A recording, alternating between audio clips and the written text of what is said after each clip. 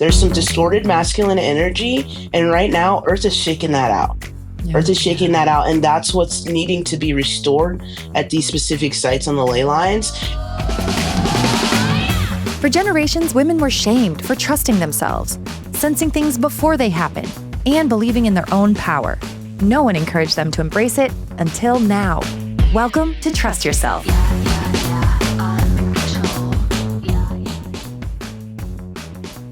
Hi, I'm Elise, but my sister calls me Sissy. And I'm her sister, Heidi. What if the reason the energy in your house feels off isn't just the ghost in your attic, but the ground itself? In this episode, we dive into ley lines, vortexes, portals, haunted energy grids, and even alien flight paths. Spooky season just got real, and we are kicking it off with a bang. Welcome to spooky season. Although some of you probably started spooky season back in August, but we're a little late to the game. We put up our shit. September 13th is the day that we start spooky season. Good for you. We are still not there yet. We will get there. I love spooky season. I'm just tired. I know. All right. This week, we are joined by the incredible Larissa Carter. She is a past life regressionist, an astrologer, tarot reader, Reiki practitioner, psychic medium, quantum healing hypnotist. Yes, she does all of those things. And yes, I had to write it down. Talk about multi-passionate mystic, my friend. She is amazing. I feel so boring next to these people. You're not boring at all. I'm just me. Anyway, and she's here to help us crack open the mystery of ley lines, those mysterious energetic highways that connect sacred sites, power up spiritual vortexes, and maybe even guide alien ships across Earth. We see you, UFOs. We see you. If you've been curious about these ley lines and what sort of magic is infused in the land, this episode is a must listen. All right, let's dive in. Welcome, Larissa. I'm so excited to finally have you on this podcast. I think I've talked about you on this podcast 3 or 4 times by now. Yeah, and we've had you in our show notes quite often. Yeah. So we finally have Larissa here. Yay! Yay! I am so happy to be here. Thanks, ladies, for having me. Absolutely. All right, we're going to just jump right in. So we're talking about ley lines today, and I just have to ask you, what are ley lines exactly, and why would it be beneficial for us to be aware of them? The way I would define ley lines would be like the energetic veins of the earth. And what's a beautiful coincidence about these veins is a lot of historical sites are at points of these veins. So they're the energetic veins of the earth, which oftentimes, if there's something going on with that particular vein, things can happen, reoccurring events happen at sites of those veins, kind of where they like cluster together. Like, so if 3 ley lines came together, there's known sites where events have happened over and over throughout history because of a infected vein. Do you necessarily need to know about them? No, but it could answer a lot of questions, right? Knowing that maybe your neighborhood has a ley line coming through it that's not healthy. The ley line is in disrepair. So knowing about it could be helpful in the sense that you could kind of prepare yourself. Yeah, that makes sense. Yeah. So are ley lines different from like vortexes or vortices like Sedona or Red Rock Amphitheater and Machu Picchu? Because those are known as like spiritual vortices. Actually, they go hand in hand. The ley lines are what connect those sites as well. So it's like the ley lines are the lines, and where they intersect is the vortex that's formed there. Got it. Because of all the energetic powers. Yeah. Yes. It's like energetic rivers. Yes. How do practitioners find a ley line, or how do you even know where they are? There are some maps that you can find online. There's different variations of them, different people that have written them. I personally haven't used one, but I do know that they do exist.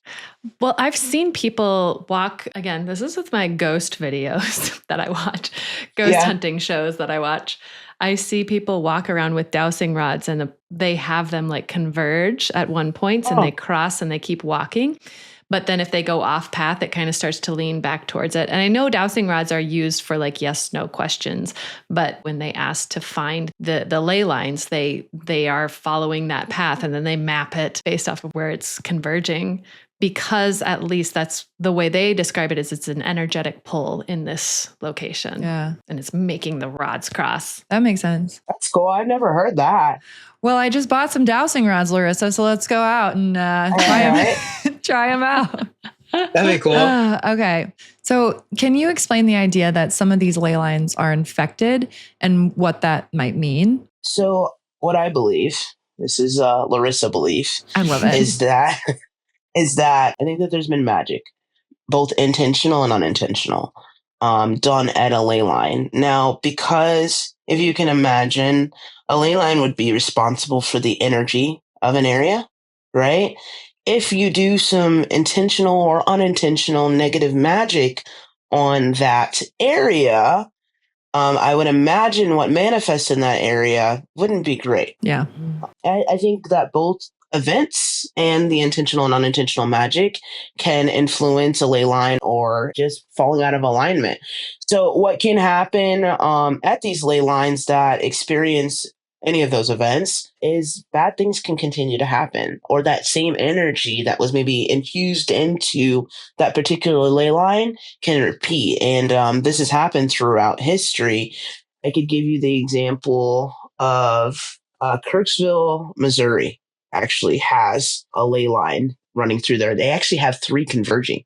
Ooh. Yeah. This town had experienced events that had happened over and over throughout time of very similar nature. And in the instance of Kirksville, Missouri, it was about divine feminine suppression. Oh, that's fascinating. So it sounds like ley lines can actually fall out of energetic alignment and keep replaying patterns of conflict and patterns of suppression. Yeah. Almost like the land itself is remembering all of these issues until it's balanced and restored. Yes. Okay, I don't want to get political, but... Nope, you should say it. Mm-hmm. Say the weird I thing. think you should. Yeah. When you mentioned feminine suppression as a factor of an infected vein, I couldn't help but think about the state of our national government right now. Yeah. Really, actually, all global leadership. I mean, it's not just the lack of the female voice, the female representation in leadership, but also the overall absence of divine feminine energy. Things like empathy, intuition, and nurturing community within our governing bodies. Those are missing right now. It's so out of balance. Yeah. So I'm wondering, Larissa, do you think there are ley lines running through our capitals? Because if so, it kind of feels like poor Mother Earth may be running a fever with these infected veins. Poor girl. First and foremost, 100%. A lot of our capitals are actually located on ley lines. You've got to think that these ley lines are really responsible for the manifestation of what is here. And to your point about the distorted masculinity, that's actually what's wrong with these ley lines. There's some distorted masculine energy, and right now, Earth is shaking that out. Yeah. Earth is shaking that out, and that's what's needing to be restored at these specific sites on the ley lines, is infusing that divine femininity back into it. Because not only, I mean, you can think of them in terms of ley lines or just in general. We live in a distorted masculine world. Yes. And right now is the rise of the divine feminine. And that includes with the ley lines too. So divine feminine is the antibiotic for the infected veins right now? Let's go. Absolutely. And I'm sure there was once a time where there was a need for the divine masculine too, but right now we are out of sync with our divine feminine. Yes. It's almost like a good reminder that we need both. It shouldn't just be patriarchy, just be matriarchy. Absolutely. We need a balance. A It can't balance, just 100%. be all one, all the other. With everything, like with our nutrition, with our mental health, with our work-life balance. It makes sense. Yeah. And we as humans aren't just one thing or the other. Like I am a female, but I'm not all feminine energy. I've got masculine and feminine energy, and we need both. Otherwise, we're going to be very boring. Yeah. I feel like that's what's happening on Earth right now, is that imbalance is being corrected. And I think that's why we see so many of our structures being challenged right now, like government, like healthcare, like our money systems. Those are all derived from very distorted masculine energies, and it's got to right itself. Because what does our world look like with that balance, right? Do we have a government like we have today? Do we? No, thank you. What happens if we infuse that with some positive divine femininity, some balanced divine femininity? How does things shift? And I think, ladies, that is what we're on the precipice of. I'm so excited to find out. Yeah, like I feel so it. excited. So how does this impact people that live near these infected areas where these bad things keep happening over and over? Do they feel that? Do they get kind of like sucked into this negative energy, or what happens if you're living near an infected ley line? Yeah, I think especially the nature of that ley line can definitely affect you. With ley lines that, because I feel like they have themes, if that makes sense. Yeah, Like definitely. my hometown, for example, I really think it has a theme of being stuck. So until that ley line is cleared, people are going to be stuck, and they are. They are. Yes. They're going to feel like they can't get out of there. They're going to feel like they're almost in jail. You know what I mean? And I think that different areas and different ley lines can have these different themes going with them. And again, until that ley line is cleared, I think the people are going to feel that. How do you clear a ley line? I mean, I think this even speaks to a bigger theme, because the ley lines are all but a symptom of what's happening on Earth right now. It would be like you and I, we are all on a journey to try to ascend. Well, our veins are ascending too, right? So in a lot of ways, what's happening on Earth right now is it's going through a shift. Can it be cleared collectively? Absolutely. And it is being cleared collectively. The more people that listen to your podcast, right? Hey, thanks for the shout out. The more people that really start to trust themselves and to believe in who and what they are, that everything that we do individually matters. You know what I mean? Can you be intentional about resetting these ley lines? Absolutely. Right? You and a bunch of crazy girls could go to these ley lines, and you could intentionally try to clear that energy. I think that anyone could do it if they have the right intentions. I love it. Okay, so Larissa, I know we talked about infected ley lines, but are there any healthy ley lines or sacred ley lines? Yeah, so there's sacred lines that thought to carry strong protective healing and angelic energy. So you can think like the Saint Michael's line that runs to the UK, or Sedona, the Pyramids of Giza in Egypt. There's a lot of different places that still hold very, very strong energy, kind of to even balance out some of the thick lines, I guess you could call them. Yeah. I know I've been to Sedona recently, and I felt it. Like, I felt so calm and grounded, and it felt sacred there. I felt the vibes, the high vibes. So I definitely agree with that. Well, I need to take a trip to Sedona then. Do it. Me too. Okay, so since it is spooky season, I know Sissy is itching to ask you a question. So the only reason I know about ley lines is from watching Ghost Adventures. Don't judge me. Do I agree with Zach Baggins? Not always, but I love watching it. Okay. So because of that, what I know about ley lines is that it sounds like a lot of haunted hotspots are rumored to sit on ley lines. One example is the Ancient Ram Inn in Gloucestershire, and it's frequently cited for haunted events. And it's said to be at the intersection of two ley lines that point towards Stonehenge. It has a wildly haunted reputation. So I'm curious, what's your take on this? Why this happens? Do the lines amplify residual energy? What's your take? I think that's a perfect way to say it. They do amplify residual energy. In a lot of ways, I think that they're a mirror to the people inhabiting an area around a ley line, but they also can be spots where vortexes exist. I can say from even my own experience, actually, one of my childhood homes was actually on a ley line. This home was built actually by Grant Wood, the famous Midwestern artist. Cool. It was actually designed by him. There was an event that took place in that home. And I don't know, I was actually able to find it on Google once, and then it disappeared. Ooh. Dun, dun, dun. I got chills. Spooky season. What's interesting about... Oh, this is a good one, guys. I didn't even know I was going to tell this. Oh, okay. Yeah. Let's go. So what's interesting about it is we found that in the basement of this home, which when I first walked in, when my parents were looking at this house, a beautiful house. Don't get me wrong, beautiful house.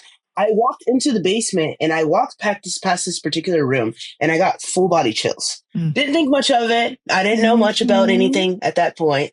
Kept walking, didn't go in the room, I want to mind you. But once we got moved in and started to feel like I don't want to be in that room, we looked it up. And I'm assuming somebody died in a not so good way. Uh-huh. Yucky energy. So later, I was actually going through a breakup, a really bad one. And my parents went out of town and I was house sitting. And I remember I was having the worst time. I was crying in my mom's closet. It was horrible experience. And I remember I was going to go out to the bar with a friend, and my friend could see auras. Ooh. We would have so much fun with it. He would read people's auras. Love and I that. remember we went out, he came back, and I was talking to him and he was looking past me. And he had that look that he would get when he saw something. And I'm like, okay, dude, what's wrong? And he's like, there's something behind you. And he just takes off. Okay.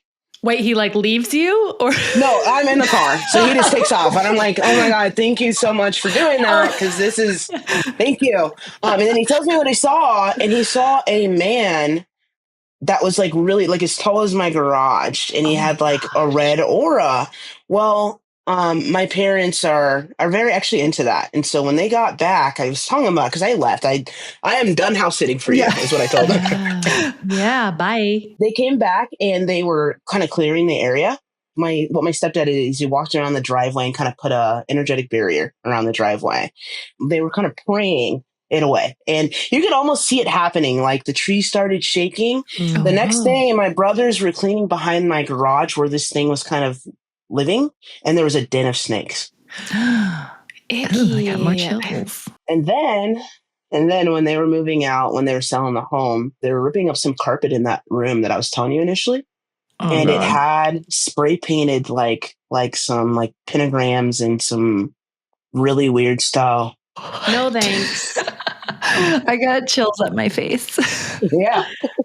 Okay, so you kind of touched on this too, so I just want to follow up on this. But if our listener lives on or near an infected ley line, or if the energy feels really intense, what balancing remedies could they do? Is there like salt, prayer, plants, crystals? Like how do you kind of protect yourself from that energy? Yeah, well, first thing I would say is to be able to recognize whether or not you're near a ley line that needs some work. Well, that's what we'll say. You would recognize kind of an overwhelming energy that's almost like around you that is not you. Yeah. So in order to be able to tell that, you've got to know yourself and your energy, right? And know when you've got an outside influence. How can you live near these infected? And I would say, again, it's really about you knowing yourself. And in that, it's going to be easy for you to kind of separate yourself from what is you and what is external to you. And I mean, when you have sovereignty over your energy, it doesn't matter if it's the craziest little ley line you've ever seen, you're going to be all right. Yeah. That's good to know. Okay, so it's still going on spooky season because it is October. So some people say that aliens use ley lines as flight paths. And I would love to know your thoughts on this because I want to talk about aliens because I swear I just saw a UFO the other day. Actually, this does have to do with the aliens. They are, or whatever you would consider aliens, right? I guess that's anything that's not human. Exactly. They use the ley lines to create vortexes for entities to travel. And I actually had a client that actually accidentally ran into one that was being moved. What? And it move? And you can run into them? Okay, I have so many questions. Yes. Keep going. Keep going. Okay, this is going to be an epic story. In one of my past life regressions, we were talking to the higher self, and this client was talking about these very peculiar events that have happened in their life that do not make any sense. Okay. And in this particular event, they were driving and they hit something that they could not see, and their mirror just came clean off. Whoa. And they're like, what the heck was that? Well, their higher self was like, okay. So this portal was being moved along a ley line, because it has to be because that's where the energy is, right? Mm-hmm. So it was being moved along a ley line, and this person came along and like clipped it, right? And so the higher self goes into like these details, because I'm like you ladies, I'm like, this is why I love doing past life regression. So I was just like, all right, let's get all of the tea. It's tea time, right? Yes, it is. So basically what their higher self was saying is that you've got to think like the car, the person. this is a certain vibration. So they couldn't have gone through it because they weren't at the vibration of this portal. Oh, so got it. that's why it caused destruction, because they weren't compatible. oh my gosh. Wild. So this was a person that was doing a past life regression with you, but she actually had this accident in real life, and she was kind of talking through why this actually happened, and her higher self told her it was the portal. Yes. That's wild. I love it. Yeah. Also, I'm it here just for made me it. think of people that say Bigfoot travels through portals. Just Oh, to throw in yeah. another spooky thing here. Hey. I got one for you guys. I Give actually us had more. a client. I have a client that was a Bigfoot in a past life. What?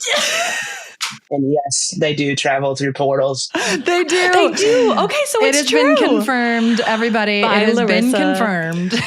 Bigfoot exists and travels through portals. And actually, this guy is a therapist. So Whoa. So cool. you gotta think that his mind was freaking blown. Yeah. Oh my God, I absolutely love this. I know. Okay, so what other cool past life regression stories do you have? I just love this shit. And I will say, when I did my past life regression with you, Larissa, I didn't know what to expect because I'd never done it before. And I think I had mentioned with you too before, I was like, well, how do I know if this is real or if I'm making it up? And you just made me feel so calm and at ease of like, you know what, whatever's meant to come will come.